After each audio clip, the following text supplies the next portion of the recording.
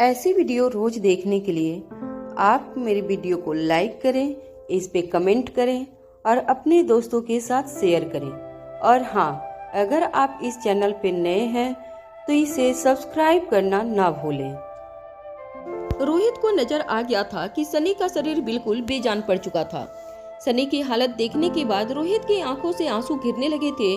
रोहित इस चीज से बेखबर था कि कब सनी की हालत को देखकर उसकी आंखें नम हो गई थी, उसकी आंखें लाल हो गई थी। आज से पहले रोहित ने इतना मजबूर कभी महसूस नहीं किया था। रोहित सनी की हालत देखकर एकदम से कमजोर पड़ गया था। उसे समझ नहीं आ रहा था कि अब वो आगे क्या करे।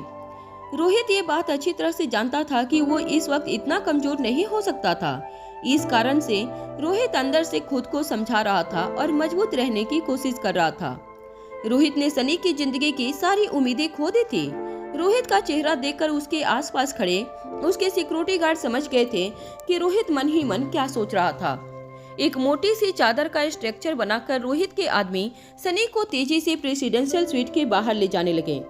तभी एक सिक्योरिटी गार्ड ने रोहित को सहारा देते हुए उसे अपने पैरों पर खड़ा किया और कहा, सर, जल्द से जल्द हमें इस वक्त हॉस्पिटल चलना चाहिए।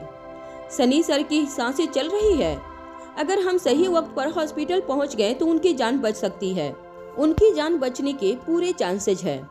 जैसे ही रोहित ने अपने आदमियों की ये बात सुनी, रोहित की आंखों में चमक नजर आने लगी। रोहित ने सनी के बचने की सारी उम्मीदें खो दी थी, मगर जब रोहित ने सुना कि सनी की सांसें चल रही थी, तब दोबारा रोहित के दिल में सनी के बचने की उम्मीद जाग गई। रेसिडेंशियल स्वीट नंबर 1 में अनिका और तीनों बच्चे सीसीटीवी कैमरा के जरिए सब कुछ साफ साफ देख पा रहे थे। वो ये देखकर चौंक गए कि एक खून के चादर में लिपटे हुए सनी को रोहित के सिक्योरिटी गार्ड्स लिफ्ट के अंदर ले जा रहे थे। जिस चादर में सनी को लिटाया गया था, वो चादर पूरी तरह से खून से भीग चुका था। सनी की ऐसी हालत देखकर अनिका और तीनों बच्चे हैरान रह गए। गोलियों की आवाज सुनने के बाद पूरे के पूरे होटल पैराडाइज इंटरनेशनल को हाई अलर्ट पर रख दिया गया था। जब एक के बाद एक लोगों को पता चलने लगा कि दरअसल गोलियों की आवाज की असली वजह क्या थी, तो सेंट्रल सिक्योरिटी सिस्टम ने अनाउंसमेंट करते हुए होटल पैराडाइज इंटरनेशनल के चीफ सिक्योरिटी ऑफिसर ने सारे परेशान गेस्ट से कहा, घबराने की कोई बात नहीं है, होटल पूरी तरह से सेफ है। यहाँ पर किसी भी तरह का कोई अटैक नहीं हुआ है। It was just a small accident, B relaxed.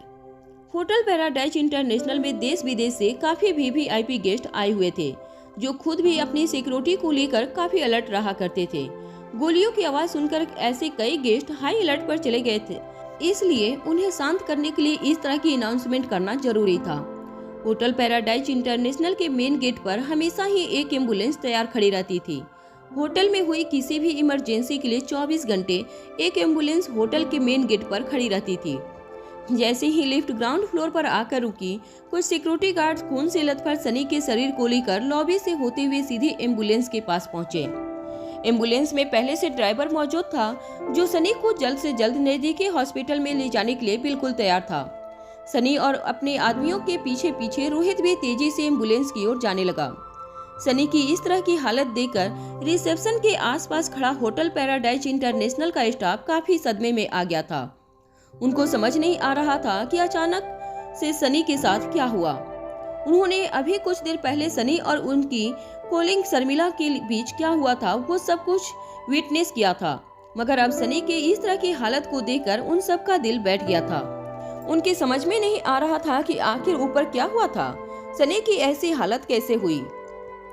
कुछ लोग तो मन ही मन ये भी सोचने लगे थे कि शायद शर्मिला के इस बर्ताव के बाद सनी काफी एम्ब्रेसिंग फील कर रहा था और सबके सामने शर्मिला के इस तरह के सुलूक की वजह से सनी ने आत्महत्या करने की कोशिश की थी।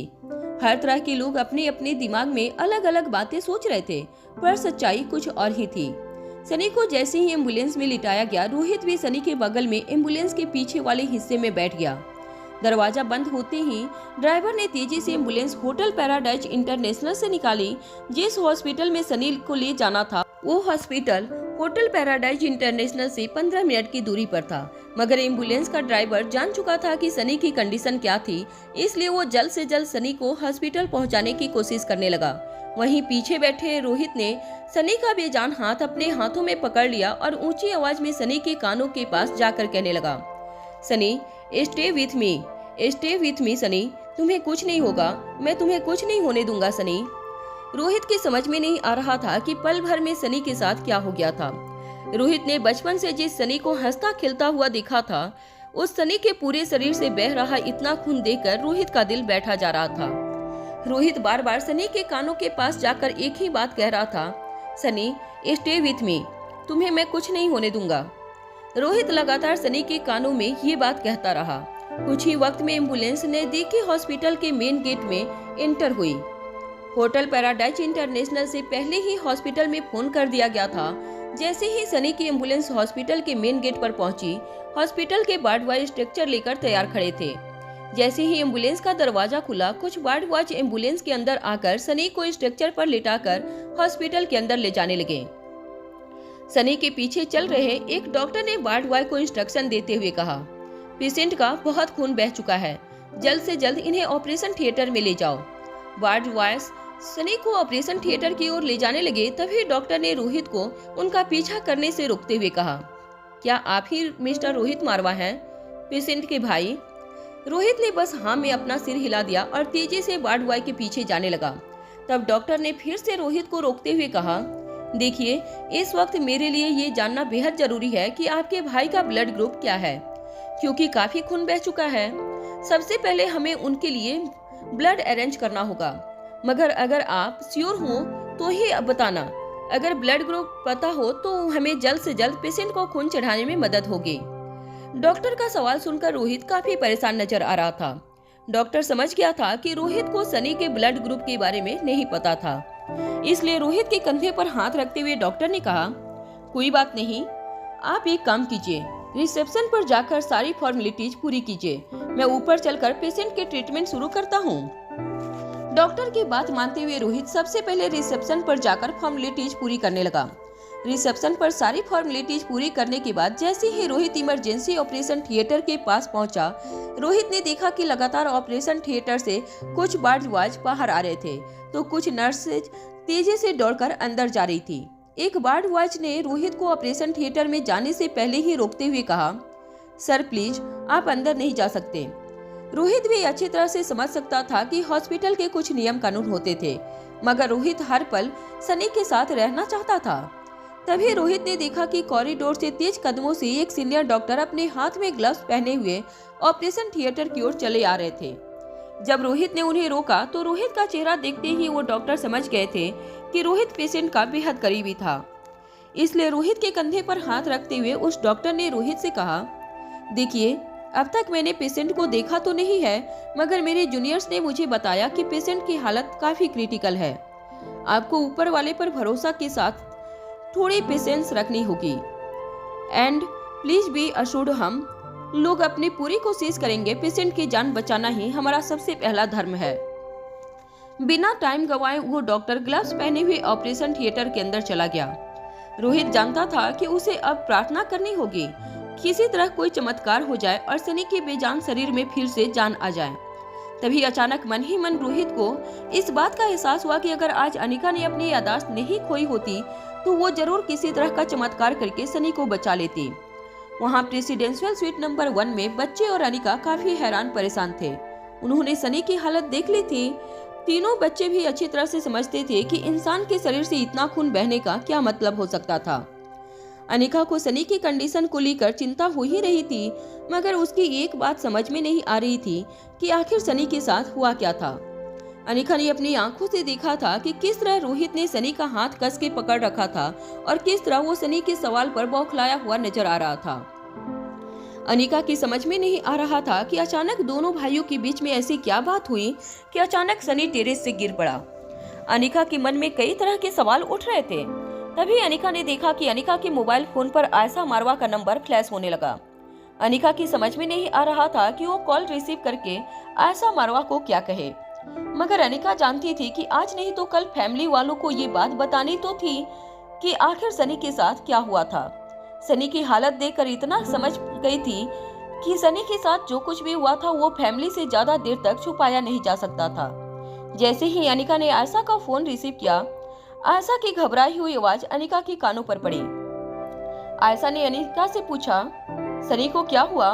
रोहित मेरा कॉल क्यों नहीं उठा रहा है? तुम मुझे बताओ कि सनी को क्या हुआ है। अब अनिका की समझ में नहीं आ रहा था कि वो आयशा को किस तरह बताए कि सनी को उसने कैसी हालत में देखा था। आयशा को जब लगा कि काफी देर तक अनिका फोन पर बिल्कुल खामोश थी तो आयशा की सांसें तेज होने लगी थी। आयशा ने अनिका से कहा, अनिका मेहरबानी करके मुझे बताओ कि क्या हुआ है सनी के साथ। मैंने जब रोहित को कॉल लगाया तो रोहित ने कहा कि सनी का एक्सीडेंट हुआ है और उसके बाद से लेकर अब तक वो मेरा फोन ही नहीं उठा रहा है। अनिका की समझ में नहीं आ रहा था कि वो कैसे आयशा को बताए कि उसने सनी को किस कंडीशन में देखा था। अनिका तो ये भी नहीं जानती थी कि आखिर सनी के साथ हुआ क्या था। मगर आयशा की बेचैनी और घबराहट देखकर अनिका ने आयशा को जवाब देते हुए कहा, वो दरअसल मुझे लगता है कि सनी का पांव फिसल गया और वो गिर गया है। उसे काफी चोट लगी है। रोहित उसे हॉस्पिटल ले गया है। मैं यही बच्चों के साथ होटल में हूँ।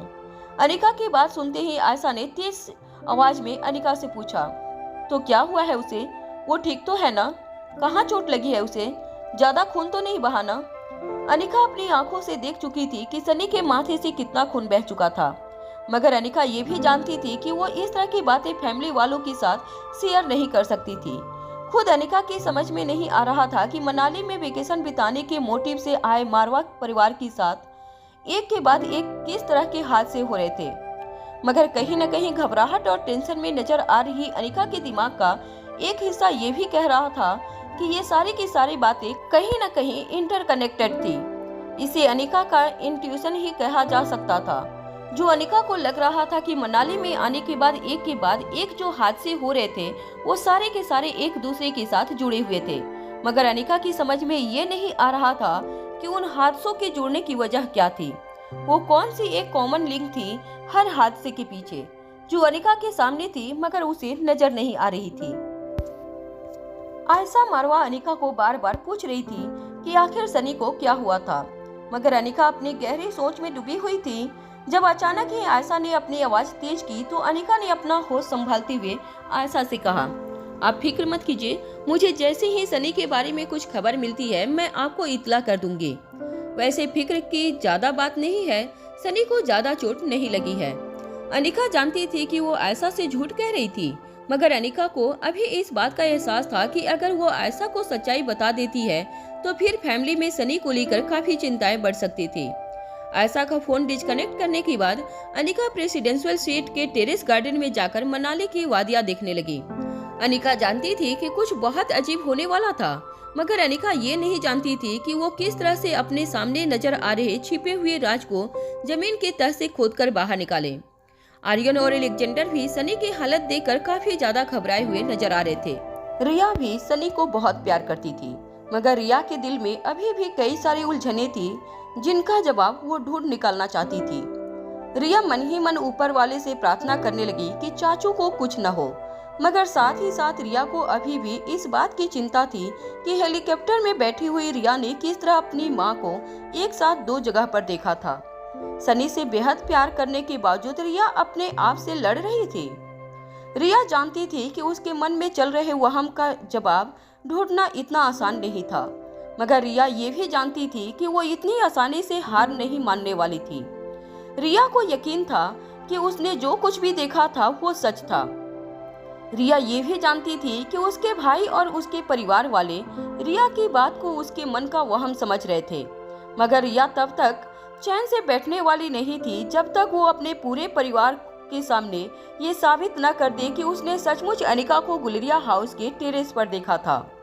मनाली में सूरज ढल चुका था और रात का अंधेरा पूरी मनाली को अपनी गिरफ्त में लेने ही वाला था। तभी एक रिक्शा से आंसू बहाती हुई शर्मिला एक अंधेरी गली के सामने उतरी। रिक्शा वाले को पैसे देने के बाद आंसू बहा रही शर्मिला धीरे धीरे अपने कदम अपने घर की ओर बढ़ाने लगी। तभी अचानक शर्मिला के मोबाइल फोन पर एक मैसेज फ्लैश होने लगा। जब शर्मिला ने वो मैसेज पढ़ा तो वो हैरान रह गई। शर्मिला की आंखों से बहते हुए आंसू जैसे अपनी जगह पर थम गए थे। शर्मिला की आंखें फटी की फटी रह गई। मैसेज में शर्मिला की एक दोस्त ने उसे बताया था कि सनी के साथ क्या हुआ था। सनी के माथे से खून बहने वाला बात और सनी को एम्बुलेंस में नजदीकी हॉस्पिटल में ले जाने वाली बात उस मैसेज में लिखी थी। वो मैसेज पढ़ते ही शर्मिला के होश उड़ गए। शर्मिला को समझ नहीं आ रहा था कि अचानक सनी के साथ क्या हो चुका था। शर्मिला ने तुरंत ही जिस फ्रेंड ने उसे मैसेज भेजा था उसे कॉल लगाया। कुछ देर बाद जब शर्मिला की फ्रेंड ने कॉल उठाया तो तेज सांसें लेती हुई शर्मिला ने अपने फ्रेंड से पूछा, क्या हुआ सर को, ये तुम क्या कह रही हो? शर्मिला को अपने दोस्त की बातों पर यकीन नहीं हो रहा था। शर्मिला की दोस्त ने घबराती हुई धीमी आवाज में शर्मिला से कहा, शर्मिला मैं सच कह रही हूँ, सनी सर को अभी अभी हॉस्पिटल ले गए हैं एम्बुलेंस में डालकर। उनके सिर से बहुत खून बह गया है, मुझे नहीं लगता कि सनी सर बच पाएंगे। अपनी दोस्त की ये बात सुनकर शर्मिला का दिल बैठ गया। शर्मिला को ऐसा लगा जैसे कुछ पलों के लिए शर्मिला की धड़कनें अटक गई थी। शर्मिला की दोस्त ने अपनी बात आगे बढ़ाती हुई कहा, देखो शर्मिला, मैं तुम्हारी दोस्त हूँ, मैं नहीं जानती कि तुम्हारे और सनी सर के बीच में क्या रिश्ता था। तुम लोग क्या बातें करते रहते थे, मगर सच कहूँ तो यहाँ सभी लोग यही कह रहे हैं कि तुमने सबके सामने सनी सर को थप्पड़ मारकर बहुत गलत किया। सब लोग तो ये भी कह रहे हैं कि पहले तुमने ही सनी सर को बढ़ावा दिया और जब सनी सर ने शायद तुमसे नजदीकी बढ़ाने की बात की होगी तो तुमने उन्हें थप्पड़ मार दिया और यही बेइज्जती वो सह नहीं पाए और शायद इसीलिए उन्होंने आत्महत्या करने की कोशिश की। जब शर्मिला ने ये बात सुनी, शर्मिला के होश उड़ गए। शर्मिला अच्छी तरह से जानती थी कि सनी शर्मिला के लिए क्या फील करता था। कुछ ही दिनों पहले सनी ने शर्मिला को प्रपोज किया था, मगर बात यहाँ तक बढ़ जाएगी ये शर्मिला ने कभी सोचा नहीं था। और अब शर्मिला की दोस्त शर्मिला से कह रही थी कि शर्मिला की वजह से ही सनी ने आत्महत्या करने की कोशिश की थी। होटल में सनी के साथ जो कुछ भी हुआ था, सनी ने शर्मिला को जो बातें कही थी उसकी वजह से शर्मिला काफी ज्यादा उदास थी और काफी देर से आंसू बहा रही थी। मगर सनी की हालत के बारे में सुनकर शर्मिला अपने दुख को भुलाकर अब सनी की फिक्र करने लगी थी। शर्मिला ने तेज सांस से लेते हुए अपनी साथी से पूछा, क्या रोहित सर को ये बात पता है कि सनी सर के साथ क्या हुआ है? शर्मिला की बात का जवाब देते हुए उसकी दोस्त ने कहा, अरे रोहित सर खुद ही उसे एम्बुलेंस में डालकर हॉस्पिटल ले गए हैं। शर्मिला, मैं तुम्हें सच कह रही हूँ, रोहित सर को अब तक इस बात का पता तो चल ही गया होगा कि तेरे और सनी के बीच में क्या हुआ था। ये लोग बहुत बड़े लोग हैं और बहुत ही पावरफुल है, ये बात भी तू अच्छी तरह से जानती है। और अपने भाई की ऐसी हालत तेरी वजह से हुई है, ये सोचकर रोहित सर तेरे साथ क्या करेंगे ये बात तू अच्छी तरह से जानती है। भाई, मैं तेरी दोस्त हूँ तो तूने सनी सर के साथ क्या किया है क्या नहीं ये बात तो मैं नहीं जानती, मगर तेरी दोस्त होने के नाते मैं तुझसे इतना कह सकती हूँ कि तू शहर छोड़कर भाग जा, कहीं दूर भाग जा, इन लोगों की पहुँच से बेहद दूर। इतना कहने के साथ ही शर्मिला की दोस्त ने आगे कहा, वैसे तो मैं भी नहीं जानती थी कि इन लोगों की पहुँच कहाँ कहाँ तक है। ये बहुत बड़े लोग हैं शर्मिला, इनसे टकराने की हमारी हैसियत नहीं है। तुमने जो कुछ भी किया वो बेहद गलत किया। मेरी बात का बुरा मत मानना, लेकिन मैं तेरी वेल विशर हूँ, इसलिए तुमसे कह रही हूँ कि इससे पहले कि रोहित सर का हाथ तुझ पर पड़े, तू अपने भाई को लेकर यहाँ से कहीं दूर चली जा। अपने साथी की बात सुनकर शर्मिला का दिल भी बैठा जा रहा था। शर्मिला अच्छी तरह से जानती थी कि रोहित मारवा कितना पावरफुल इंसान था और वो चाहे तो शर्मिला के साथ कुछ भी कर सकता था।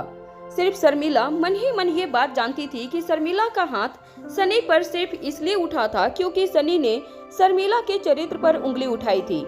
मगर शर्मिला नहीं जानती थी कि सनी पर उठाया वो हाथ सनी के दिल पर कितनी गहरी चोट कर देगा कि वो अपनी जिंदगी खत्म करने के बारे में सोचेगा।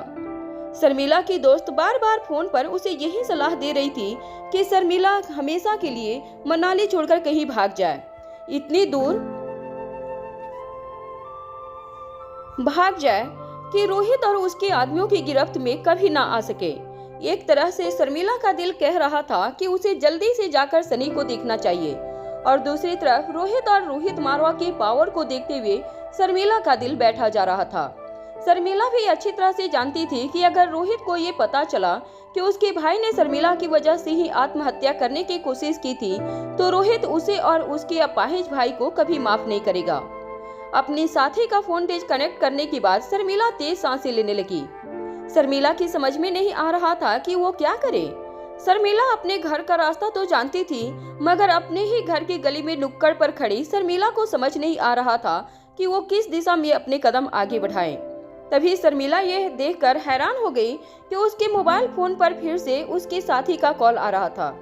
जब शर्मिला ने कॉल कनेक्ट किया तो उसके साथी ने घबराई हुई आवाज में शर्मिला से कहा, शर्मिला, आज के बाद दोबारा कभी मुझे फोन मत करना। मैं भी तुम्हारा नंबर हमेशा हमेशा के लिए डिलीट कर रही हूँ। मैं नहीं जानती कि तुम्हारे साथ क्या होगा, मगर मेरी तुम्हारे साथ वेल विशेष है। मेरी सलाह मान लेना और यहाँ से कहीं दूर चली जाना, और मेरा नंबर हो सके तो अपने मोबाइल से डिलीट कर देना। मैं तुम्हें और तुम्हारे नंबर को हमेशा हमेशा के लिए अपनी जिंदगी और अपने मोबाइल फोन से डिलीट करने जा रही हूँ। अपने दोस्त की इस तरह की बातें सुनकर शर्मिला का दिल और भी ज्यादा बैठ गया था। कॉल डिस्कनेक्ट होने के बाद शर्मिला तेजी से दौड़कर अपने घर के पास गई। शर्मिला के दिमाग में एक तरह से कोहरा मच चुका था। उसकी समझ में नहीं आ रहा था कि वो क्या करे। अपने अपाहिज भाई को इस तरह अचानक लेकर कहाँ जाए। शर्मिला ये भी जान रही थी कि दूसरी तरफ उसके सामने एक बहुत ही गहरा मिशन था। माँ साहब ने शर्मिला को V16 पावर ड्रग हासिल करने का काम सौंपा था और शर्मिला किसी भी हालत में V16 पावर ड्रग को हासिल करना चाहती थी, क्योंकि शर्मिला भी ये बात अच्छी तरह से जानती थी कि माँ साहब कमजोर और पिछड़े हुए लोगों को शक्ति देने के लिए V16 पावर ड्रग हासिल करना चाहती थी। और उसे V16 पावर ड्रग अगर हासिल हो जाता है तो उसके भाई को फिर से अपने कदमों पर खड़ा किया जा सकता था। गहरी सोच में डूबी हुई शर्मिला जब अपने घर के अंदर दाखिल हुई तो वो ये देखकर हैरान हो गई कि उसका भाई, जो हमेशा ही कमरे के कोने में एक बिस्तर पर लेटा रहता था, वो इस वक्त बिस्तर पर नहीं था। अपने भाई को बिस्तर पर ना देखकर शर्मिला के होश उड़ गए। ऐसा कभी नहीं हुआ था कि शर्मिला का भाई इतने सालों में कभी बिस्तर से खड़ा होकर कहीं चल पाया था। शर्मिला अपने भाई को एडल्ट डायपर पहनाकर ही काम पर जाया करती थी, क्योंकि शर्मिला अच्छी तरह से जानती थी कि उसका भाई अपने पैरों पर खड़ा होकर वॉशरूम भी नहीं जा सकता था। मगर जब शर्मिला घर के अंदर दाखिल हुई तब अपने भाई को बिस्तर पर ना देखकर उसके होश उड़ गए। शर्मिला घर के चारों तरफ पागलों की तरह दौड़ लगाकर अपने भाई को आवाज देने लगी। शर्मिला अपने भाई से बेहद प्यार करती थी और उसकी जिंदगी का सिर्फ एक ही मकसद था कि वो कभी अपने भाई को अपने पैरों पर खड़ा होता हुआ देखे। मगर नजरों के सामने से गायब हो चुके अपने भाई को ढूंढ रही शर्मिला की नजरें इस सोच से ही कांप जाती थी कि अगर रोहित मारवा को पता चल गया कि शर्मिला की वजह से ही उसके भाई ने आत्महत्या करने की कोशिश की थी तो उसके भाई का क्या अंजाम करेगा। अपने भाई को ढूंढ रही शर्मिला अचानक ही अपने भाई का नाम चिल्लाते चिल्लाते सिसक कर रोने लगी। वो फिर से एक बार अपने आप को उतना ही कमजोर समझने लगी थी जितना कमजोर उसने उस दिन अपने आप को पाया था जब उसके पिताजी ने आत्महत्या की थी। शर्मिला दौड़ दौड़ कर अपने पूरे घर में अपने भाई को ढूंढ रही थी, मगर शर्मिला का भाई उसे कहीं नजर नहीं आ रहा था। यहाँ तक कि शर्मिला सीढ़ियाँ चढ़कर ऊपर छत पर भी अपने भाई को ढूंढने गई। शर्मिला अच्छी तरह से जानती थी कि ये मुमकिन ही नहीं था कि उसका भाई छत पर सीढ़ियाँ चढ़कर जा सके, मगर फिर भी शर्मिला के दिल में एक उम्मीद थी। मगर छत पर पहुंचते ही जब शर्मिला ने देखा कि उसका भाई कहीं नहीं नजर आ रहा था तो वो उम्मीद भी बुझ गई। शर्मिला छत पर अपने घुटनों के बल बैठकर सिसक कर रोने लगी थी और जोर जोर से अपने भाई का नाम चिल्लाने लगी थी। शर्मिला के घर के आसपास दूर दूर तक सारे मकान बिल्कुल खाली थे। शर्मिला के घर के आसपास की पूरी गली बिल्कुल वीरान थी। ये जगह शर्मिला ने भी अपने आप के लिए सिर्फ इसलिए चुनी थी ताकि वो लोगों की भीड़ भाड़ से अपने आप को दूर रख सके और चोरी छिपके अपना मकसद धीरे धीरे हासिल करने की ओर अपने कदम बढ़ा सके। मगर इस बार शर्मिला अपने आप को बेहद बेबस और अकेला पा रही थी। शर्मिला अपनी छत पर चिल्ला चिल्लाकर आसपास के लोगों से पूछने की कोशिश कर रही थी कि उसका भाई कहाँ था, मगर उसे जवाब देने वाला कोई नजर नहीं आ रहा था। रात के अंधेरे में शर्मिला की सिसकियां आसमान की ओर जाने लगी। शर्मिला बस एक ही बात दोहरा रही थी, मुझे मेरा भाई लौटा दो, प्लीज मेरा भाई लौटा दो। रोती और सिसकती हुई शर्मिला वहीं अपने घर की छत पर बेहोश हो गई। रात के 2 बज चुके थे, मगर अभी भी हॉस्पिटल में ऑपरेशन थिएटर से कोई खबर नहीं आई थी। रोहित वहीं बाहर बैठा डॉक्टर के आने का इंतजार कर रहा था। 6 घंटे बीत चुके थे। ऑपरेशन थिएटर से कभी कुछ लोग अंदर जाते हुए दिखते तो कभी अंदर से बाहर ट्रे में खून से लथपथ कॉटन बॉल्स लेकर आते हुए रोहित को नजर आते। हर बार जब भी रोहित सनी की हालत पूछने के बारे में सोचता तो उसे बस यही जवाब मिलता कि उसे अभी कुछ देर पेशेंस रखना होगा। रोहित की सब्र का बांध टूट गया था, मगर वो अच्छी तरह से जानता था कि सनी की जो हालत थी वो काफी क्रिटिकल नजर आ रही थी और डॉक्टरों के लिए भी सनी की ट्रीटमेंट करना बेहद मुश्किल होने वाला था। इस वक्त बार बार रोहित सिर्फ एक ही चीज को कोस रहा था कि काश अनिका की याददाश्त गई न होती तो आज अनिका रोहित के भाई सनी के लिए कुछ कर सकती थी।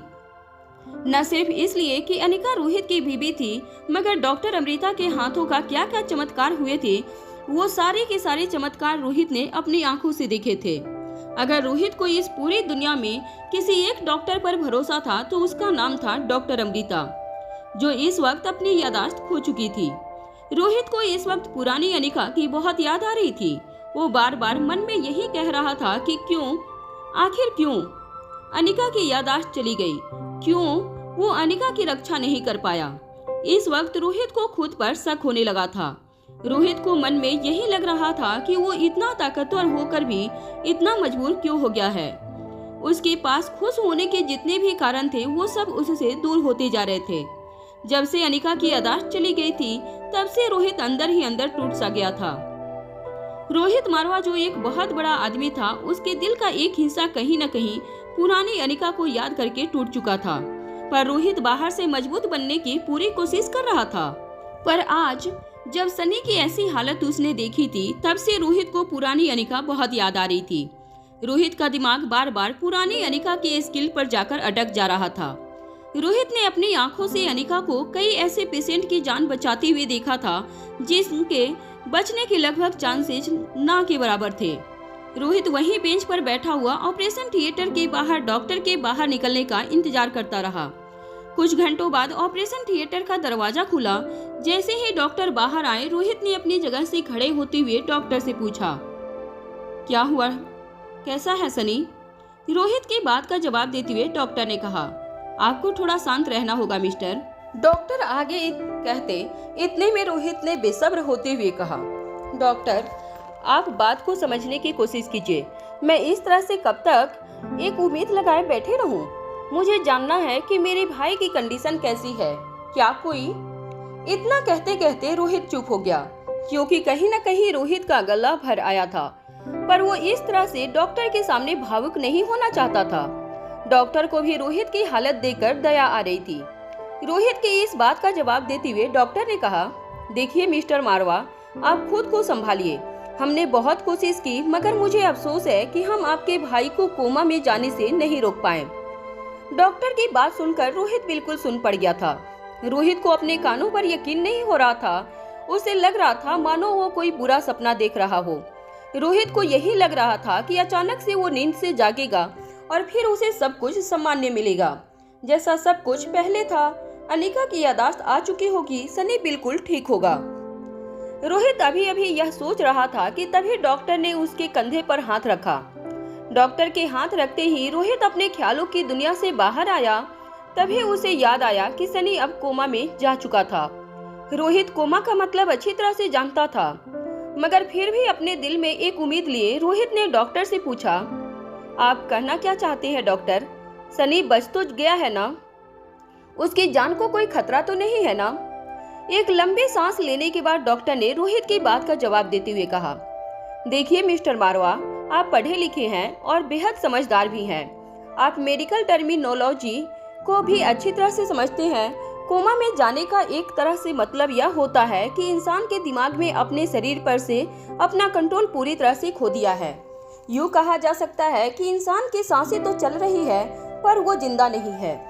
इतना कहने के बाद अचानक ही डॉक्टर ने एक पल के लिए खामोशी के बाद कहा, कोमा में गया हुआ पेशेंट कई बार कुछ ही दिनों में वापस होश में आ जाता है, तो कभी कुछ महीनों में, कई केसेज में सालों लग जाते हैं। इंसान की मौत भी कोमा में ही हो जाती है और उसे इस बात का एहसास भी नहीं होता। रोहित भी अच्छी तरह से जानता था कि कोमा में जाने का क्या मतलब हो सकता था, मगर बस अपने भाई की जिंदगी की उम्मीद लिए रोहित डॉक्टर से तरह तरह के सवाल पूछकर किसी न किसी तरह की उम्मीद जुटाने की कोशिश कर रहा था। मन ही मन कुछ देर सोचने के बाद रोहित ने डॉक्टर से पूछा, डॉक्टर, क्या आपको लगता है कि किसी बड़े हॉस्पिटल में ले जाने के बाद सनी का इलाज किया जा सकता है? डॉक्टर अच्छी तरह से जानते थे कि रोहित के कहने का मतलब ये था कि रोहित को उस डॉक्टर के इलाज पर या उस हॉस्पिटल के ट्रीटमेंट पर पूरी तरह से भरोसा नहीं था। डॉक्टर ये भी जानते थे कि ये रोहित मारवा चाहे तो दुनिया की सबसे बड़ी हॉस्पिटल में अपने भाई का इलाज करवा सकते थे। मगर इस वक्त डॉक्टर ने अपने सेल्फ रिस्पेक्ट को अपने मन में दबाते हुए रोहित की हालत समझते हुए रोहित की बात का जवाब दिया। देखिए मिस्टर मारवा, अगर आपको मेरे ट्रीटमेंट पर भरोसा नहीं है तो आप बेशक अपने भाई को देश या विदेश की बड़ी से बड़ी हॉस्पिटल में ले जा सकते हैं, मगर आपके भाई की कंडीशन बहुत ही ज़्यादा क्रिटिकल थी जब वो यहाँ पर आए थे। हालांकि वो ज़्यादा ऊंचाई से नहीं गिरे थे, इसलिए उनके शरीर में ज़्यादा फ्रैक्चर या चोट नहीं है, मगर अनफॉर्चुनेटली जब उनका शरीर जमीन से टकराया तब सबसे पहले उनका सर जमीन से टकराया था, जिसकी वजह से उनके सर में भारी चोट लगी है। कई सारी नर्व रप्चर हो गई है, जिसकी वजह से दिमाग के कई क्रूशियल हिस्सों को बहुत ज्यादा नुकसान हुआ है। और आप तो जानते ही हैं कि शरीर का सबसे इम्पोर्टेंट हिस्सा हमारे शरीर का दिमाग होता है। इतना कहने के बाद डॉक्टर ने आगे कहा, अगर दिमाग ही काम करना बंद कर दे तो इंसान किसी काम का नहीं रहता। और इस वक्त आपके भाई की कंडीशन वही है। उनके शरीर के बाकी सारे हिस्से तो ठीक हैं, मगर शरीर का सबसे इम्पोर्टेंट हिस्सा यानी कि दिमाग, जिसने उनका साथ देना छोड़ दिया है। डॉक्टर की बातें रोहित को और भी ज्यादा मायूस कर रही थी, मगर वो जानता था कि जो डॉक्टर उनके सामने खड़ा था उसने जी तोड़ मेहनत करके सनी को बचाने की कोशिश की थी, मगर कुछ बातें ऐसी होती थी जो इंसान के हाथों में नहीं होती थी। उस डॉक्टर ने अपनी बात को आगे बढ़ाते हुए रोहित से कहा, देखिए मिस्टर मारवा, आप चाहे तो उन्हें यहाँ से शिफ्ट कर सकते हैं, मैं आपको रोकूंगा नहीं। मैं आपको अच्छी तरह से जानता हूँ, आप अपने भाई का इलाज करने के लिए जमीन आसमान एक कर देंगे, ये भी मैं अच्छी तरह से जानता हूँ। मगर एक डॉक्टर होने के नाते मैं आपको ये सलाह हरगिज नहीं दूंगा, क्योंकि इंसान का दिमाग यानी कि उसका ब्रेन बहुत ही नाजुक होता है। ये अंदर से जितना शक्तिशाली है उतना ही ज्यादा नाजुक भी होता है। इतना कहने के बाद डॉक्टर ने रोहित को देखा। रोहित बड़े ही ध्यान से डॉक्टर की बात सुन रहा था। डॉक्टर ने अपनी बात आगे बढ़ाते हुए कहा, बड़ी अजीब बात है मिस्टर मारवा, जो दिमाग दुनिया को अपनी मुट्ठी में करने की ताकत रखता है, वही दिमाग दरअसल में इतना कमजोर होता है कि एक छोटी सी ठोकर से भी अपना अस्तित्व घुमा सकता है। और शायद अगर आप यहाँ से अपने भाई को शिफ्ट करने की कोशिश करें और उस दरमियान उसके दिमाग को एक हल्की सी भी ठेस लगती है तो हो सकता है ऑन द स्पॉट आपका भाई अपना दम तोड़ दे। मेरे ख्याल से मेरा आपको बेस्ट सजेशन यही होगा कि आप अपने भाई को यहीं रहने दें और किसी चमत्कार का इंतजार करें। सुबह के 7:30 बजने वाले थे जब एलेक्जेंडर और आर्यन ने अपने बेडरूम में आंखें खोली। एलेक्जेंडर और आर्यन भी चेहरे से काफी ज्यादा मायूस लग रहे थे, मगर वो इससे भी ज्यादा उस बात से हैरान थे कि सुबह के 7:30 बजे थे मगर रिया बेडरूम में कहीं नजर नहीं आ रही थी। एलेक्जेंडर और आर्यन हैरान होकर एक दूसरे को देखने लगे। उनको समझ में नहीं आ रहा था कि आखिर रिया इतनी सुबह सुबह कहाँ चली गई थी। एलेक्जेंडर का दिमाग इस वक्त काम नहीं कर रहा था। वो मन ही मन रिया के बारे में सोचने की कोशिश कर रहा था, पर उसका मन इस वक्त काफी परेशान था। उसके दिमाग में अभी सनी का वो खून से लथपथ चेहरा घूम रहा था, पर साथ ही एलेक्जेंडर को रिया की भी चिंता हो रही थी। वहीं आर्यन बड़े ही शांत तरीके से सब कुछ समझने की कोशिश कर रहा था। वो मन ही मन ये सोच रहा था कि सुबह के इस वक्त उसकी बहन रिया कहाँ जा सकती है। आर्यन रिया को समझता था और उसे अच्छी तरह से पता था कि इतनी सुबह सुबह रिया इस तरह बिना किसी को कहे कहीं बाहर नहीं जा सकती है। पर आज सुबह सुबह ही ये हो गया था कि रिया बेडरूम में कहीं नजर नहीं आ रही थी। दोनों भाई इस बारे में सोच रहे थे, तभी आर्यन ने एलेक्जेंडर से दबी हुई आवाज में पूछा, क्या हुआ, रिया कहाँ है? आर्यन ने भी हैरान होकर एलेक्जेंडर की बात का जवाब देते हुए कहा, मुझे कैसे पता होगा, मैं भी तो अभी तुम्हारे साथ ही जगा हूँ। आर्यन का जवाब सुनकर एलेक्जेंडर उसकी ओर देखने लगा। आर्यन अपने भाई एलेक्जेंडर को भी बड़े शांत तरीके से देख रहा था। इस वक्त आर्यन साफ साफ देख सकता था कि एलेक्जेंडर के चेहरे पर अजीब से भाव थे। आर्यन जानता था कि उसे इस वक्त शांत रहना है, पर वही एलेक्जेंडर आज भी आर्यन को घूरकर देख रहा था। आर्यन काफी देर तक शांत रहा, पर फिर उसने कहा, क्या हुआ, तुम मुझे इस तरह से क्यों देख रहे हो? आर्यन के सवाल पर एलेक्जेंडर ने कुछ नहीं कहा। वो अब भी आर्यन को देख रहा था। ये देख आर्यन को कुछ ठीक नहीं लगा। उसने फिर से अपना सवाल दोहराया, कुछ कहोगे भी? तुम मुझे इस तरह से क्यों देख रहे हो? आर्यन की ये बात सुनते ही अलेक्जेंडर ने आर्यन पर अपनी आवाज ऊंची करते हुए कहा, अरे रात को सोने से पहले मैंने तुमसे कहा था ना कि तुम रिया पर नजर रखना। सारी रात वो लैपटॉप पर बैठी रही और मैंने तुमसे ये भी कहा था कि अगर तुम्हें नींद आती है तो तुम मुझे जगा देना। अलेक्जेंडर की बात सुन आर्यन को समझ आ गया कि उसका भाई क्यों नाराज नजर आ रहा था, पर आर्यन ये भी जानता था कि अलेक्जेंडर को पूरी बात नहीं पता है। जब उसे पूरी बात पता चलेगी तो अलेक्जेंडर का गुस्सा शांत हो जाएगा और वो आर्यन की बात को समझेगा। अलेक्जेंडर का गुस्सा देखते हुए आर्यन ने उसे समझाते हुए कहा, मैं जाग रहा था, मगर जब मुझे लगा कि अब मैं ज्यादा देर नहीं जाग पाऊंगा तब मैंने देखा कि रात के 4 बज गए थे। मैंने रिया से कहा कि अब उसे लैपटॉप पर ज्यादा देर नहीं बैठना चाहिए और चलकर सो जाना चाहिए। तब रिया ने मुझसे कहा कि वो 2 मिनट में मेरे साथ चलेगी। मैं 2 मिनट वहीं उसके साथ लैपटॉप के बगल में खड़ा रहा।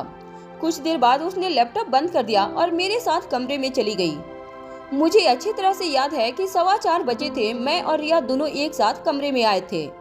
वो अपनी बिस्तर पर सो गई और मैं यहाँ पर आकर तुम्हारे साथ सो गया। आर्यन की ये बात सुनकर अलेक्जेंडर काफी हैरान रह गया। अलेक्जेंडर ने आर्यन की ओर देखकर कहा, अगर वो इतने लेट सोई थी तो फिर इतनी जल्दी कैसे जाग सकती है? वो दोनों भाई अच्छी तरह से जानते थे कि रिया रात भर हमेशा ही गेम्स खेलना पसंद करती थी और सुबह अपनी माँ की तरह लेट उठना पसंद करती थी। हालांकि दोनों भाई अच्छी तरह से जानते थे कि बीती रात रिया लैपटॉप पर गेम नहीं खेल रही थी, बल्कि इंटरनेट के जरिए अपनी उलझन को सुलझाने की कोशिश कर रही थी। हैरान परेशान अलेक्जेंडर और आर्यन कुछ देर तक आधी नींद में सोच नहीं पा रहे थे कि आखिर उसकी बहन कहाँ गई थी। इस वक्त अलेक्जेंडर जहाँ ज्यादा परेशान नजर आ रहा था तो वहीं आर्यन शांत दिमाग से सोचने की कोशिश कर रहा था कि आखिर रिया कहाँ गई होगी, वो भी सुबह सुबह और बिना किसी को बताए। आर्यन सोच रहा था। इसी बीच अलेक्जेंडर ने उसकी तरफ देखा, पर आर्यन ने इस बार अलेक्जेंडर को कुछ नहीं कहा। वहीं अलेक्जेंडर भी अब गहरी सोच में डूब गया था।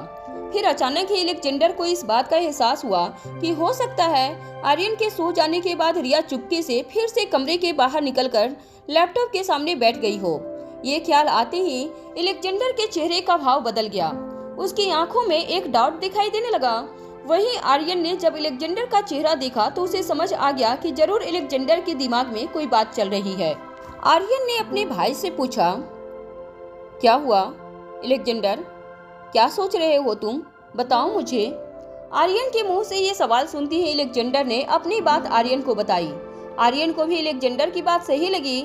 जैसे ही दोनों भाइयों को इस बात का रियलाइजेशन हुआ, दोनों भाई लगभग एक साथ अपने बिस्तर से उठे और अपने कमरे से बाहर निकल गए।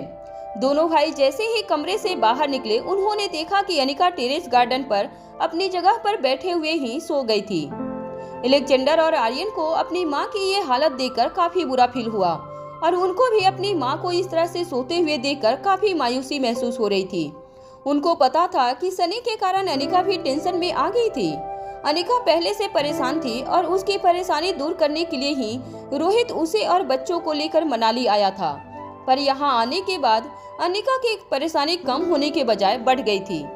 अपनी माँ का दुख दोनों भाइयों को समझ आ रहा था, मगर वो दोनों अच्छी तरह से जानते थे कि उनकी मम्मा इस वक्त बहुत ही नाजुक मनोस्थिति से गुजर रही थी। अपनी बहन को ढूंढते हुए जब उन्होंने अपनी नजरें घुमाई तब उन्होंने देखा कि रिया डाइनिंग टेबल पर बैठकर लैपटॉप की स्क्रीन पर अपनी आंखें जमाए बैठी थी। रिया को इस तरह दोनों भाई देखकर हैरान हो गए। रिया को इस तरह से लैपटॉप के सामने बैठा देखकर अलेक्जेंडर और आर्यन एक दूसरे को देखने लगे। अलेक्जेंडर को एक पल के लिए लगा कि वो रिया पर जाकर चिल्लाएं और उससे सवाल करें, पर अगले ही पल उन्हें ख्याल आया कि ये सही वक्त नहीं है। अलेक्जेंडर को लगा कि उसे शांत तरीके से बात करनी चाहिए। इस कारण से अलेक्जेंडर थोड़ा शांत हुआ। दोनों भाई तेजी से अपनी बहन के पास गए और अलेक्जेंडर ने जल्दी से लैपटॉप का स्क्रीन बंद करते हुए रिया से कहा, रिया, ये तुम क्या कर रही हो? तुम पागल तो नहीं हो गई ना कहीं? हाँ बताओ रिया। रिया का ये बर्ताव पिछले 2 दिनों से चल रहा था, जिसे देखकर अलेक्जेंडर अपने गुस्से पर कंट्रोल खो बैठा। शुरू में उसने बहुत कोशिश की कि वो रिया से शांत तरीके से बात करे, मगर एलेक्जेंडर ने देखा कि दोनों भाइयों के आने के बाद भी रिया उनको इग्नोर करके लैपटॉप पर ध्यान दिए जा रही थी। एलेक्जेंडर को रिया पर काफी गुस्सा आ रहा था, पर आर्यन जो हमेशा ही शांत रहता था और हमेशा ही कम बोलना पसंद करता था, उसे भी रिया की बात बिल्कुल पसंद नहीं आई थी। इसलिए आर्यन ने भी रिया को डांट लगाते हुए कहा, रिया, तुमने तो मुझसे कहा था कि तुम मेरे साथ अंदर चलकर सो जाओगी। क्या तुम मेरे सोने के बाद चुपके से कमरे से निकलकर फिर से लैपटॉप पर बैठ गई थी?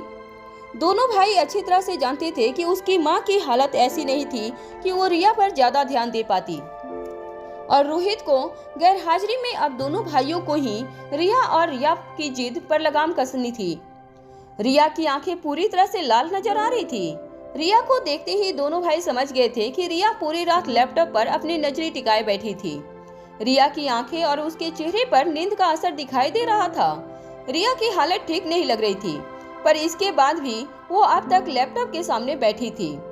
रिया को पूरी नींद नहीं हुई थी, इस वजह से रिया भी काफी ज्यादा इरिटेट होकर अपने भाइयों पर चिल्लाते हुए कहने लगी, देखो, मैंने तुमसे कहा है कि तुम लोग मुझ पर इस तरह से चिल्लाया मत करो। मैं भी तुम्हारी ही उम्र की हूँ। मेरे लिए क्या सही है और क्या नहीं है ये मैं अच्छी तरह से जानती हूँ, और मैं ये भी अच्छी तरह से जानती हूँ कि तुम दोनों मुझे बेवकूफ समझते हो। तुम दोनों पढ़ाई में अच्छे हो, इसलिए तुम ये समझते हो कि मुझ में दिमाग थोड़ा सा कम है। मगर मैं तुम दोनों से एक बात कहना चाहती हूँ कि भले ही मैं एग्जाम में तुम्हारे जितने मार्क्स नहीं लेकर आती हूँ, मगर मैं बेवकूफ नहीं हूँ। इतना कहकर रिया ने अपने दोनों भाइयों को घूरकर देखा और फिर अपनी बात आगे बढ़ाते हुए कहा, मैं मार्क्स इसलिए कम लाती हूँ क्योंकि मुझे पढ़ाई पसंद नहीं है। इसका मतलब ये नहीं है कि मैं तुमसे किसी भी बात में कम इंटेलिजेंट हूँ। जिंदगी में पहली बार रिया ने अपने भाइयों से इस तरह से बातें की थी, और आर्यन को अपने कानों पर विश्वास नहीं हो रहा था। हमेशा से ही हंसती मुस्कुराती हुई और खेलती खिलखिलाती रिया ने आज जिंदगी में पहली बार अपने भाइयों के साथ इस तरह की बात की थी। मगर एलेक्जेंडर और आर्यन दोनों ही जानते थे कि नींद पूरी न होने की वजह से ही रिया इस तरह का बिहेवियर कर रही थी।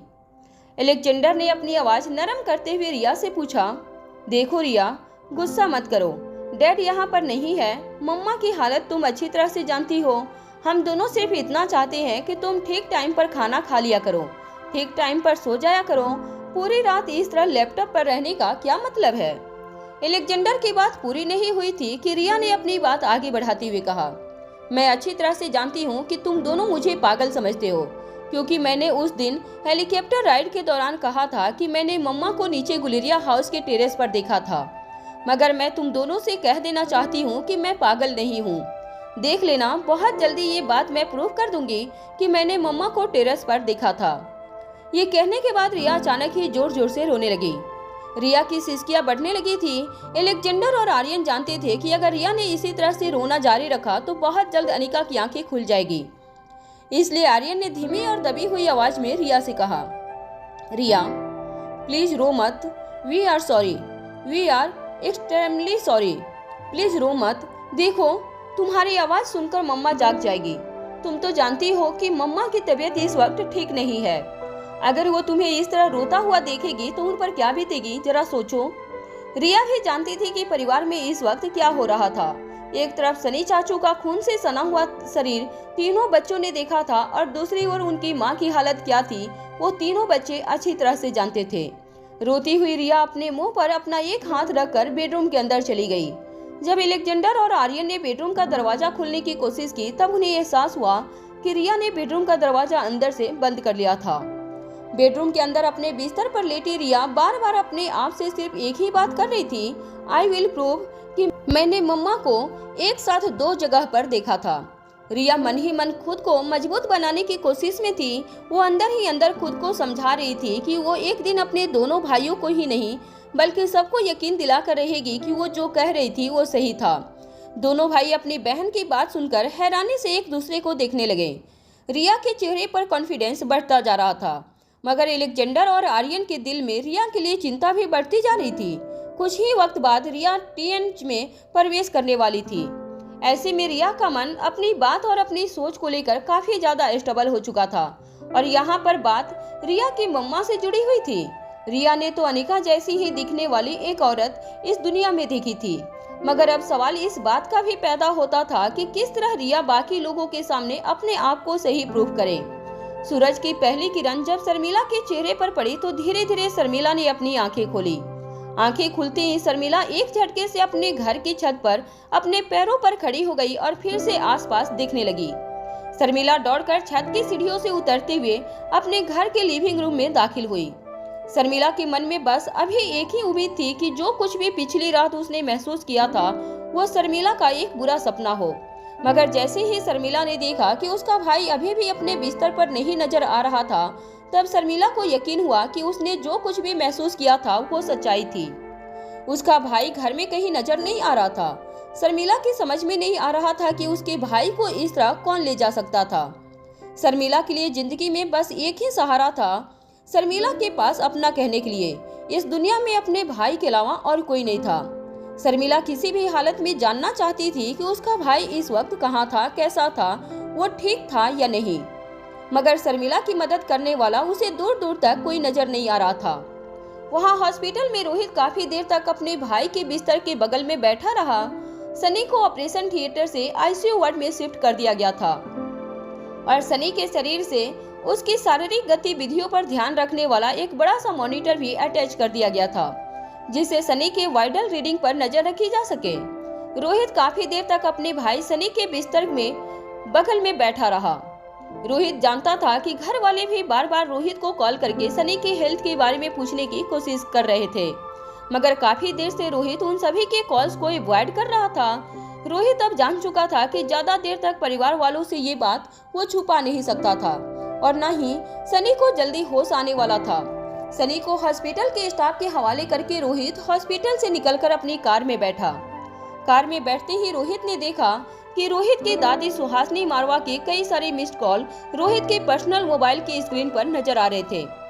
दादी माँ को कॉल बैक करते हुए रोहित ने कहा, दादी माँ, सनी के साथ एक छोटा सा हादसा हो गया है। रोहित की आवाज सुनते ही दादी माँ ने तेज सांसें लेते हुए रोहित से कहा, क्या हुआ है सनी को? बताओ मुझे, वो ठीक तो है ना? मैं अभी मनाली आने के लिए यहाँ से निकल रही हूँ। रोहित भी अच्छी तरह से जानता था कि दादी माँ की उम्र और उनकी हेल्थ को देखते हुए ऐसा करना दादी माँ के लिए काफी तकलीफदायक हो सकता था। दादी माँ को रोकते हुए रोहित ने कहा, दादी माँ, प्लीज मेरी बात समझने की कोशिश कीजिए। इस वक्त सनी को होश नहीं है, मगर सनी हॉस्पिटल में डॉक्टर की देखरेख में है। हमें कुछ दिन के लिए इंतजार करना होगा। मुझे उम्मीद है कि सनी जल्द से जल्द वापस अपने पैरों पर खड़ा हो पाएगा। दादी माँ की समझ में नहीं आ रहा था कि रोहित की इस बात पर वो क्या कहे। रोहित ने अपनी बात आगे बढ़ाते हुए दादी माँ से कहा, दादी माँ, मेरा विश्वास कीजिए, बस कुछ दिन के लिए हमें डॉक्टर्स की कही बात पर भरोसा रखना होगा। अगर सिचुएशन ज्यादा बिगड़ी तो मैं आपको खुद कॉल करके यहाँ बुलाऊंगा। दादी माँ का कॉल डिस्कनेक्ट करने के बाद रोहित मन ही मन ये सोचने लगा कि टेरेस वाले हादसे से पहले सनी V16 पाउडर ड्रग क्यों मांग रहा था, वो किसके कहने पर मांग रहा था। अचानक ही सनी ने इतने अरसे बाद V16 पाउडर ड्रग का जिक्र क्यों किया था। अपने माथे पर उंगलियां फेर रहे रोहित के दिमाग में बार बार ये बात सोचने के बाद सिर्फ एक ही नाम आ रहा था, शर्मिला। शर्मिला अपने घर की दहलीज से निकलकर अपनी सुनसान गली से बाहर निकलकर लोगों को रास्ते में आते जाते पूछने लगी कि कहीं किसी ने उसके भाई को देखा है। शर्मिला अपने भाई के लिए बुरी तरह से परेशान हो गई थी। उसके मन में एक के बाद एक बुरे ख्याल आने लगे थे। उसे यही लग रहा था कि कहीं उसके भाई को कुछ ना हो जाए। इस वक्त शर्मिला बेहद परेशान नजर आ रही थी। उसके हाथ पांव सुन पड़ते जा रहे थे। जैसे जैसे वक्त बीतता जा रहा था, शर्मिला की टेंशन बढ़ती जा रही थी। शर्मिला से जो बन पा रहा था वो अपनी तरफ से कर रही थी। शर्मिला का कोई दोस्त भी नहीं था जिससे वो मदद मांग सके। शर्मिला को जो करना था उसे खुद ही करना था। शर्मिला के पास उसके भाई की एक तस्वीर थी और वो लोगों को दिखा दिखा कर ये पूछ रही थी कि कहीं किसी ने उसके भाई को देखा है। मगर बार बार लोगों को पूछने के बावजूद किसी ने शर्मिला को ये नहीं बताया कि उन्हें शर्मिला के भाई के किसी तरह की कोई खबर थी। जैसे जैसे लोग शर्मिला को बता रहे थे कि उन्होंने उसके भाई को नहीं देखा है, वैसे वैसे शर्मिला का दिल बैठा जा रहा था। शर्मिला अब पहले से भी ज्यादा परेशान हो गई थी। उसे अब हर तरफ अंधेरा दिखाई देने लगा था। शर्मिला की आंखों से लगातार आंसू बह रहे थे और शर्मिला के शरीर से काफी पसीना बह चुका था, मगर फिर भी शर्मिला यहाँ वहाँ दौड़ दौड़ कर लोगों को अपने भाई की तस्वीर दिखा दिखा कर पूछ रही थी कहीं किसी ने पिछली रात उसके भाई को देखा हो। मगर लगातार कई घंटों तक लोगों को पूछने के बावजूद शर्मिला को कामयाबी हाथ नहीं लगी। कहाँ चले गए भाई, कौन ले गया तुम्हें, कहाँ ढूंढूं मैं तुम्हें, कहते हुए शर्मिला चिल्लाने लगी। उसके चेहरे पर दर्द साफ नजर आ रहा था। अपने भाई के लिए परेशान शर्मिला अब थक हार कर हाँफने लगी थी। उसके हाथ पांव में दर्द होने लगा था, पर अब भी शर्मिला ने हार नहीं मानी थी। वो अपनी जी जान लगा देना चाहती थी अपने भाई को ढूंढने में। शर्मिला के पास अब अपने भाई को ढूंढने का सिर्फ एक ही रास्ता था। वो किसी तरह पुलिस स्टेशन जाकर अपने भाई की मिसिंग कंप्लेंट लिखा दे। मगर शर्मिला साथ साथ ये भी जानती थी कि माँ साहब के हुक्म के खिलाफ जाकर वो किसी भी तरह की कानून की मदद नहीं ले सकती थी। अगर शर्मिला अपने भाई की मिसिंग रिपोर्ट लिखवाती है तो पूछताछ होगी और पूछताछ में पुलिस वाले ये भी पता लगाने की कोशिश करेंगे कि शर्मिला कौन थी, उसका भाई कौन था, वो लोग कहां से आए थे। और शर्मिला को ऐसे कई सवालों के जवाब देने पड़ते जो किसी न किसी तरह पुलिस को शर्मिला के अतीत तक पहुंचा कर रहते। शर्मिला के दिल की धड़कनें तेज हो रही थी। उसे समझ नहीं आ रहा था कि वो कहां जाए और किसका सहारा ले। शर्मिला ने जिसे अपना दोस्त कहा था उसे भी शर्मिला को कह दिया था कि वो उसका नंबर डिलीट कर दे और शर्मिला उससे कोई कांटेक्ट ना रखे। अब शर्मिला बिल्कुल अकेली हो गई थी। कहीं न कहीं शर्मिला की मदद करने वाला कोई था तो वो था सनी। पर सनी की हालत खुद खराब थी और कहीं न कहीं सनी की इसी हालत के कारण शर्मिला इतनी ज्यादा परेशान हो गई थी। शर्मिला की आंखें लाल हो गई थी। उसका चेहरा थका हुआ नजर आ रहा था। उसकी हिम्मत अब जवाब देने लगी थी। थक हार कर शर्मिला एक जगह पर बैठ गई और आसमान की तरफ देखने लगी। इस वक्त सुबह का वक्त था, इस कारण से ज्यादा तेज धूप नहीं थी, पर शर्मिला पसीने से लथपथ हो गई थी। उसने पिछली रात से भी कुछ खाना नहीं खाया था और ना ही पानी पिया था। इस कारण से शर्मिला को अब अंदर से कमजोरी महसूस होने लगी थी। थोड़ी देर तक बैठने के बाद शर्मिला फिर से हिम्मत करके अपनी जगह से उठी और आगे निकल पड़ी अपने भाई के बारे में पूछताछ करने। एक तरफ शर्मिला अपने भाई को ढूंढने की हर संभव प्रयास कर रही थी तो वहीं दूसरी तरफ अपनी कार से उतरकर पैराडाइज इंटरनेशनल होटल की लॉबी में दाखिल हुआ रोहित बार बार यही सोच रहा था कि आखिर शर्मिला कौन थी और क्या शर्मिला के ही कहने पर सनी ने V16 पार ड्रग की मांग की थी। क्योंकि अगर ये बात सच थी तो हो न हो शर्मिला उस कड़ी का हिस्सा थी जो रोहित को अपने दुश्मनों तक पहुंचा सकता था। और रोहित का अपने दुश्मनों तक पहुंचना इसलिए भी बेहद जरूरी था क्योंकि कहीं न कहीं अनिका के अतीत के तार भी अनिका के किडनैप कर चुके दुश्मन के हाथ में थे। रोहित और अनिका पहले भी ये बात अच्छी तरह से जानते थे कि उन्होंने क्रिस्टोफर और खतरनाक ऑर्गेनाइजेशन को हमेशा हमेशा के लिए खत्म कर दिया था। मगर जब तक V16 पार ड्रग अनिका के खून में बनकर जिंदा था, अनिका और रोहित के दुश्मन जरूर अनिका तक पहुंचकर V16 पार ड्रग हासिल करना चाहेंगे। हालांकि ये बात कोई नहीं जानता था कि V16 पावर ड्रग अब इस दुनिया में अगर कहीं था तो वो सिर्फ और सिर्फ अनिका की रगों में खून बनकर दौड़ रहा था। मगर रोहित को ये भी पता था कि अगर V16 पावर ड्रग को हासिल करने वाले खतरनाक लोग रोहित और अनिका के इतने करीब पहुंच सकते थे तो एक न एक दिन वो V16 पावर ड्रग हासिल करने के लिए इससे भी ज्यादा खतरनाक कदम उठा सकते थे। और अगर शर्मिला ही रोहित को अपने दुश्मनों से जोड़ने वाली कड़ी थी तो किसी भी हालत में रोहित का ये पता लगाना बहुत जरूरी था कि शर्मिला इस वक्त कहाँ थी और सनी के साथ रिलेशनशिप बढ़ाने के पीछे शर्मिला का क्या मकसद था। जैसे ही रोहित होटल पैराडाइज इंटरनेशनल की लॉबी में दाखिल हुआ, कई सारे स्टाफ मेंबर्स रोहित के पास आकर एक के बाद एक रोहित से सवाल करने लगे। एक सीनियर मैनेजर ने रोहित को परेशान देखकर पूछा, सर, सनी सर की हालत कैसी है सर? क्या कहा है डॉक्टरों ने? उस मैनेजर की बात सुन रोहित खामोश ही रहा। अंदर से रोहित भी काफी उदास और हताश था, पर वो ये चीज अपने चेहरे पर दिखाना नहीं चाहता था। रोहित ने देखा कि वो मैनेजर अभी भी जवाब की उम्मीद में रोहित को ही देख रहा था। तभी एक असिस्टेंट जूनियर मैनेजर ने रोहित से पूछा, सर बच तो जाएंगे ना? सभी स्टाफ मेंबर्स अच्छी तरह से जानते थे कि जब सनी को हॉस्पिटल ले जाया जा रहा था तब उसके सर से काफी खून बह चुका था। सभी लोगों ने सनी की हालत देखकर ये अंदाजा लगा लिया था कि सनी को बचा पाना इतना आसान नहीं होने वाला था। मगर होटल पैराडाइज इंटरनेशनल का स्टाफ मेंबर ये भी अच्छी तरह से जानते थे कि रोहित अपने भाई को बचाने के लिए दुनिया की सारी ताकत एक कर देगा। हर कोई ये जानता था कि रोहित पैसा पानी की तरह बहा देगा, मगर किसी भी हालत में अगर इस पूरी दुनिया से सनी को बचाने की कोई भी उम्मीद थी तो उसे अपने पैसों के जोर पर जरूर खरीद लेगा। रोहित की आंखें काफी थकी हुई नजर आ रही थी और रोहित के कंधे जिंदगी में शायद पहली बार झुक चुके थे। इस वक्त रोहित शांति से आराम करना चाह रहा था। रोहित बस अपने हाथ के इशारे से धीमी आवाज में अपने आसपास खड़े लोगों से कहता रहा, he will be all right, he will be fine, just pray for him. Hotel के स्टाफ मेंबर को इतना कहने के बाद अपने सिक्योरिटी गार्ड के बीच से होता हुआ रोहित प्रेसिडेंशियल स्वीट के लिए अलॉट की हुई स्पेशल एलिवेटर की ओर चला गया। रोहित के कंधे झुके हुए थे और रोहित का सर भी झुका हुआ नजर आ रहा था। लोग ये समझ रहे थे कि रोहित को अपने भाई के ऐसी कंडीशन पर काफी चिंता हो रही थी, मगर सच्चाई ये थी कि इस वक्त रोहित को न सिर्फ सनी की चिंता हो रही थी, बल्कि रोहित ये भी जानने की कोशिश कर रहा था कि आखिर सनी ने भी 16 पावर ड्रग का जिक्र क्यों किया था। तभी अचानक रोहित के सामने एक बात बिजली की तरह चमकी।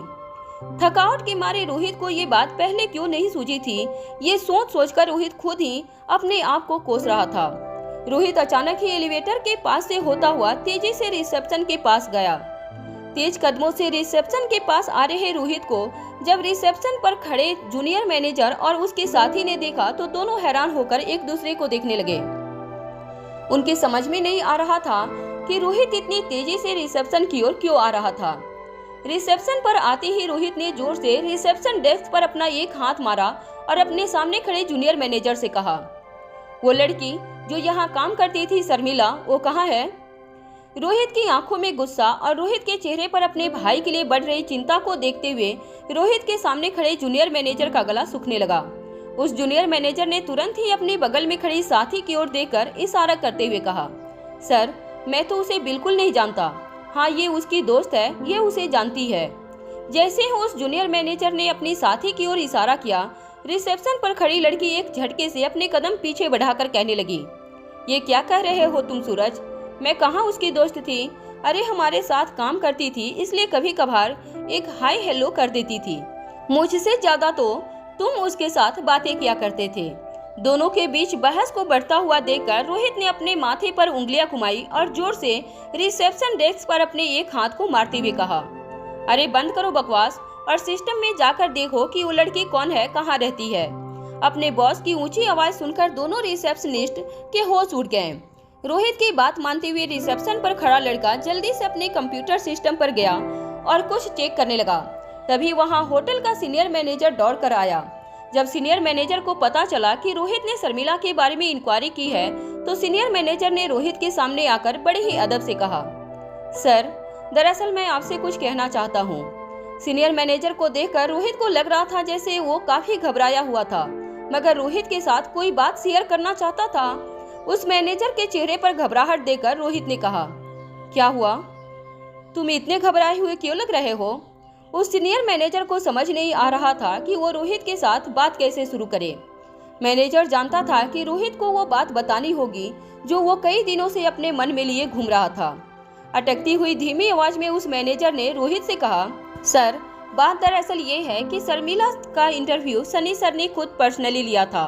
एक्चुअली हमारे यहाँ पर जो एक जूनियर मैनेजर की पोजीशन पर लड़की काम करती थी वो कुछ दिनों के लिए मैटरनिटी लीव पर जाने वाली थी। उसी ने शर्मिला को रिकमेंड किया था, मगर रिकमेंडेशन के बाद शर्मिला का इंटरव्यू मैंने नहीं लिया था। अक्सर ज्यादातर न्यू रिक्रूट्स का इंटरव्यू मैं खुद ही कर लिया करता था, मगर उस दिन मुझे अच्छी तरह से याद है कि जब शर्मिला इंटरव्यू देने के लिए फर्स्ट फ्लोर पर बनी हमारे बैंक ऑफिस में आई तो सनी सर ने मुझसे कहा कि शर्मिला का इंटरव्यू वही लेना पसंद करेंगे। इतना कहने के बाद सीनियर मैनेजर ने आगे कहा, इंटरव्यू होने के बाद सनी सर ने शर्मिला को जूनियर मैनेजर की पोजीशन दे दी। हालांकि वो टेम्परेरी पोजीशन थी जब तक हमारी पुरानी जूनियर मैनेजर ड्यूटी पर लौट ना आए तब तक, मगर शर्मिला के रिक्रूटमेंट के बाद जब मैंने सिस्टम में चेक किया तो सनी सर ने सिस्टम में शर्मिला की कोई भी बात एंटर नहीं की थी। नॉर्मली हम हमारे न्यू रिक्रूट्स के हर डॉक्यूमेंट्स को अच्छी तरह से जांच परखने के बाद ही उन्हें अपॉइंटमेंट लेटर देते हैं, मगर सनी सर ने शर्मिला को कोई भी डॉक्यूमेंट सिस्टम पर अपडेट नहीं किए थे।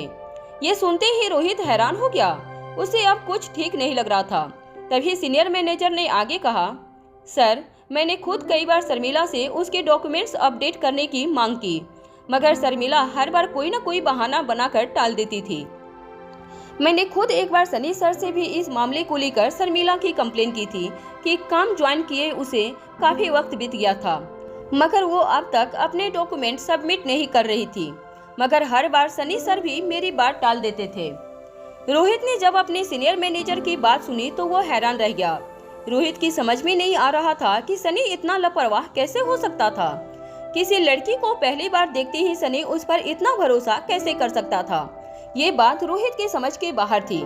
इस वक्त सनी अस्पताल में जिंदगी और मौत के बीच झूल रहा था, मगर होटल पैराडाइज इंटरनेशनल के रिसेप्शन पर खड़े रोहित को अपने भाई की ऐसी नादानी पर काफी ज्यादा गुस्सा आ रहा था। जब रोहित ने सुना कि शर्मिला ने डॉक्यूमेंट सबमिट नहीं किए थे, तब रोहित के मन में शर्मिला के लिए शक और भी ज्यादा बढ़ गया।